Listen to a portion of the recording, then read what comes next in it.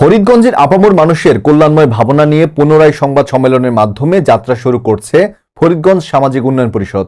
জসিম উদ্দিনের পাঠানো তথ্যচিত্রে দেখুন বিস্তারিত।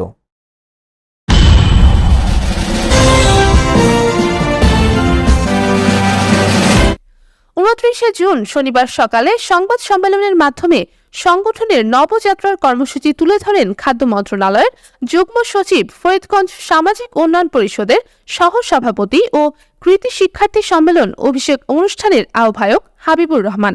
ফরিদগঞ্জ প্রেস ক্লাবে অনুষ্ঠিত এই সংবাদ সম্মেলনে তিনি বলেন, 1993 সালের 7 জানুয়ারি প্রতিষ্ঠিত হওয়া ফরিদগঞ্জ সামাজিক উন্নয়ন পরিষদ মাঝখানে কয়েক বছর কর্মসূচি বিরত থেকে বর্তমানে পুনর্যাত্রা শুরু হয়েছে।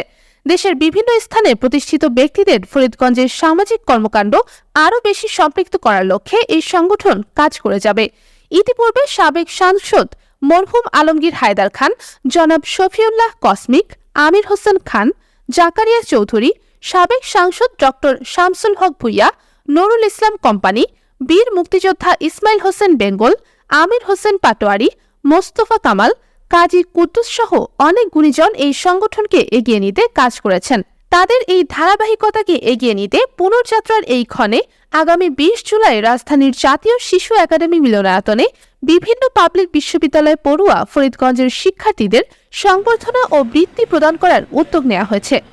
প্রেস ক্লাবের ভারপ্রাপ্ত সভাপতি এম কে মানিক পাঠানের সভাপতিত্বে বক্তব্য রাখেন সংগঠনের সাধারণ সম্পাদক, বিশিষ্ট শিশু সংগঠক ফরিদ আহমেদ রিপন, অতিরিক্ত উপ পুলিশ কমিশনার ও পরিষদের যুগ্ম সাধারণ সম্পাদক শাহাদাত হোসেন, সংগঠনের সহ সভাপতি ও বিশিষ্ট সমাজসেবক শফিউল বাশার মুকুল, সময় টিভির স্টাফ রিপোর্টার ফারুক আহমদ, সংগঠনের সদস্য হাজী কামরুল হাসান সাউদ।